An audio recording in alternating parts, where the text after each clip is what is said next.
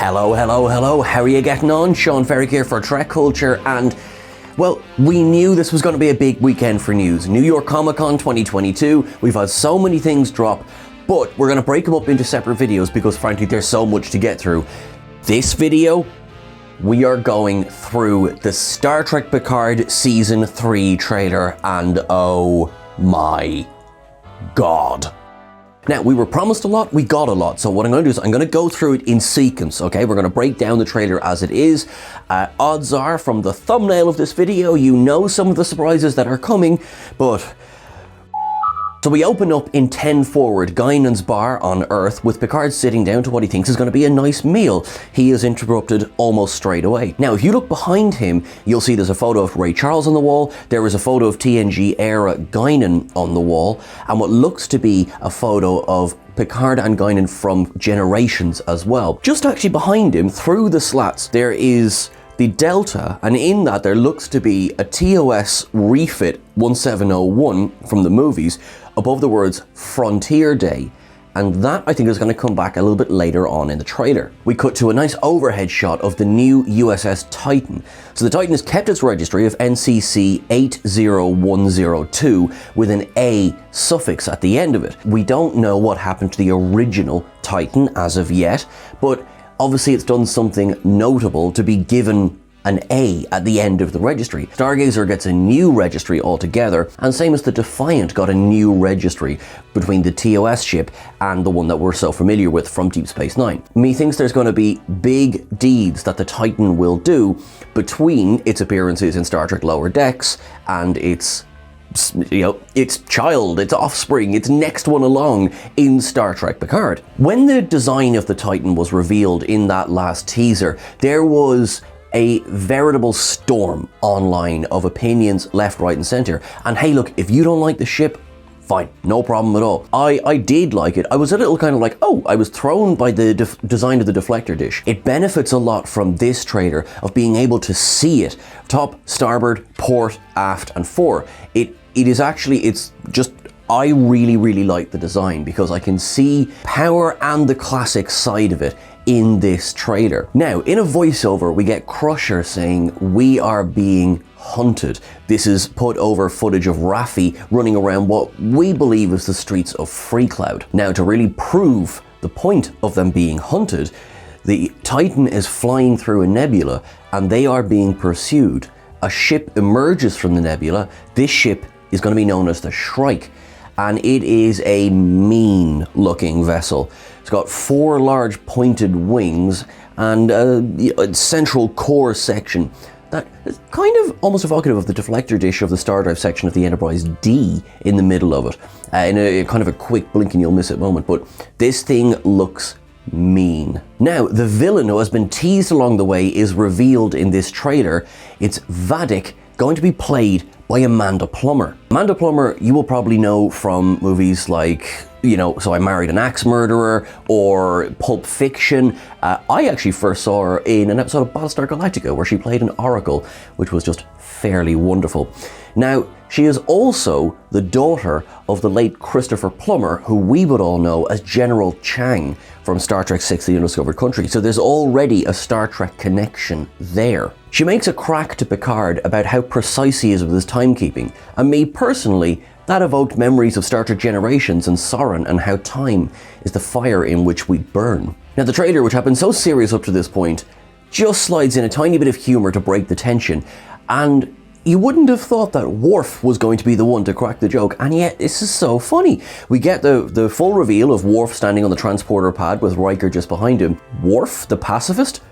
It's like a sentence that I shouldn't be able to say. Oh, we're all gonna die. We then cut to footage of La Sirena, seems to be parked on top of a building in Freecloud. Raffi, as we know from previous interviews, is going to be exploring the criminal underbelly of the Alpha Quadrant, so that would explain her presence on Freecloud. There does seem to be a lot of anger in Raffi. The last time we saw her, Elnor was back, technically a happy ending. Now, she still has a son on Freecloud, Gabe, who really hasn't spoken to her since season 1, so we are hoping there might be a resolution there in this season.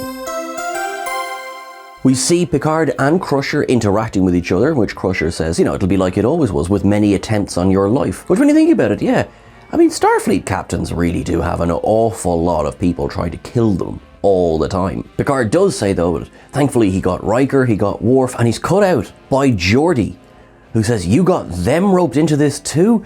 And there is LeVar Burton looking absolutely glorious in his Commodore's uniform.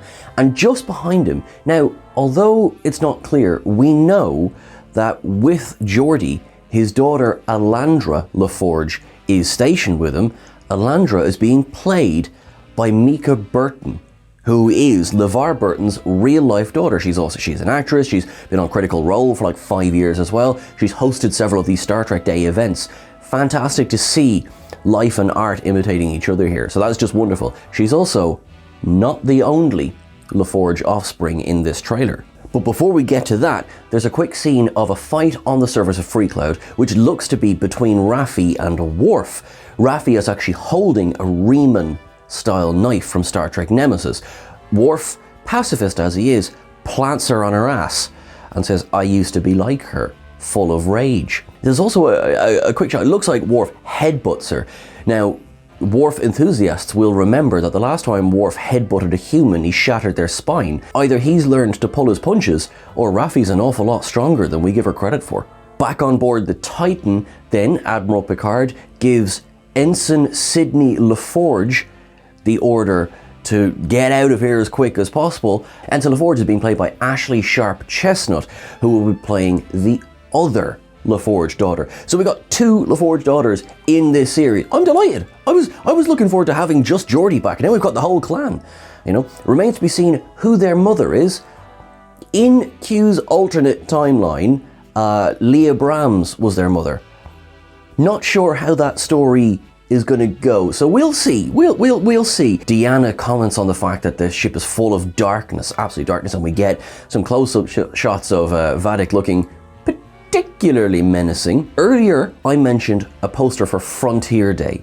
What we then get is a beautiful shot of the revamped space dock over Earth with what seems to be a fleet of ships surrounding it. There's an explosion, but it looks more like it's fireworks in the sky. So is this a big celebration of Frontier Day?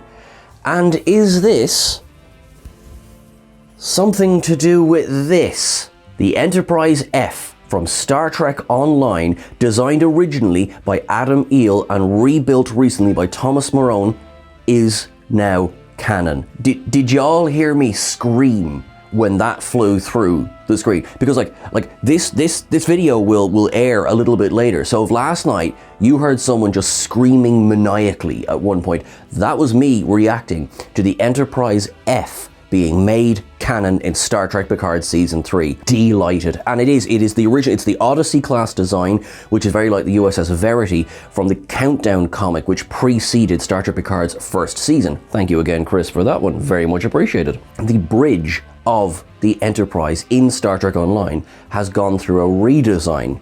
People are now wondering, is this to bring it in line with what we're going to see in Star Trek Picard Season 3? You would think that in any trailer, like, that would be the big money shot. Like, oh my god, that's the big reveal. It isn't, though. We cut then to what looks like frozen Crusher in stasis.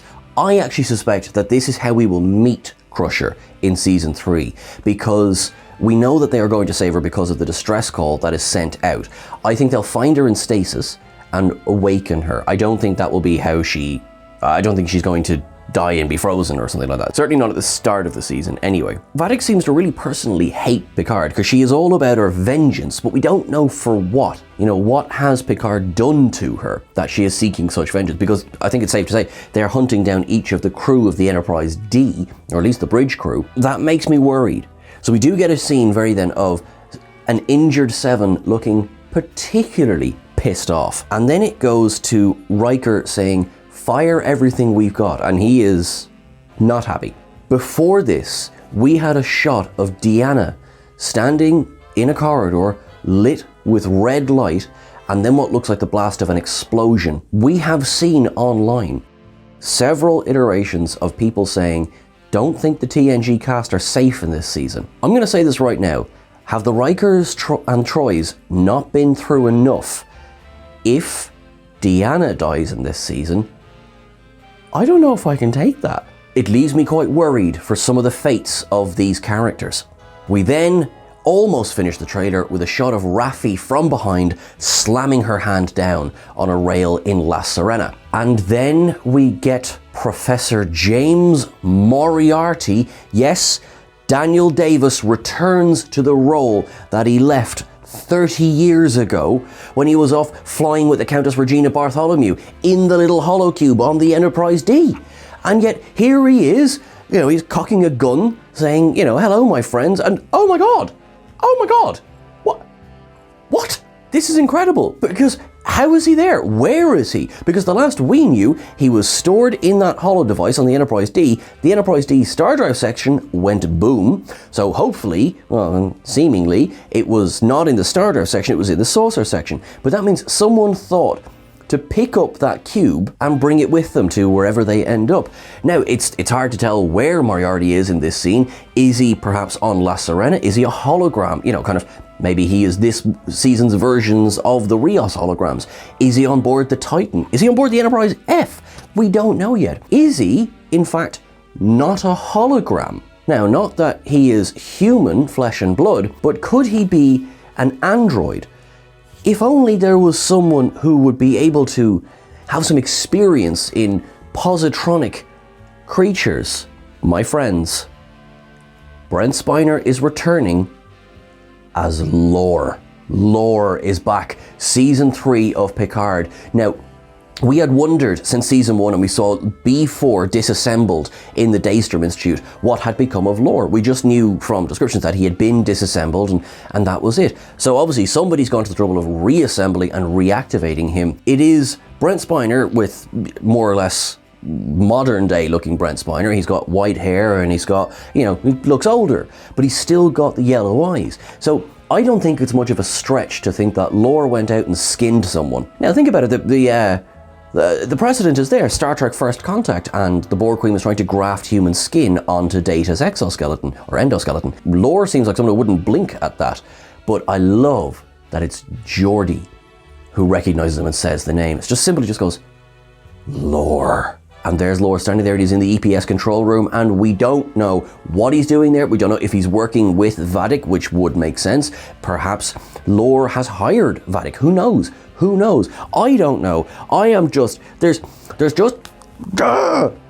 so much going on. This trailer has been immense. So Season 3 of Star Trek Picard is going to start February 16th, 2023. I will be there, obviously, day one. We will be bringing you the ups and downs, but oh my god. So what did you think of this trailer? Let us know in the comments. Now, don't go too far because we're going to be back to you with video breakdowns for the Star Trek Prodigy trailer and for the Discovery teaser as well, with all the news from the day. So keep an eye out for them. What you can do as well is obviously please like, share and subscribe. Now, you can follow us on Twitter at Trek Culture, and if you're an Instagram fan, head over to Instagram and follow Trek Culture YT on Instagram as well. At some point there'll be a Facebook page. There isn't one at the moment. Please bear that in mind. You can catch myself at Sean Ferrick on Twitter and at Sean.Ferrick88 on Instagram as well. Folks, how amazing was this trailer? I mean, this looks like it's going to be an epic final season. I am so excited. I can't wait to hear what you think. We'll be back to you very, very soon. Live long and prosper for a couple of hours. Talk to you soon.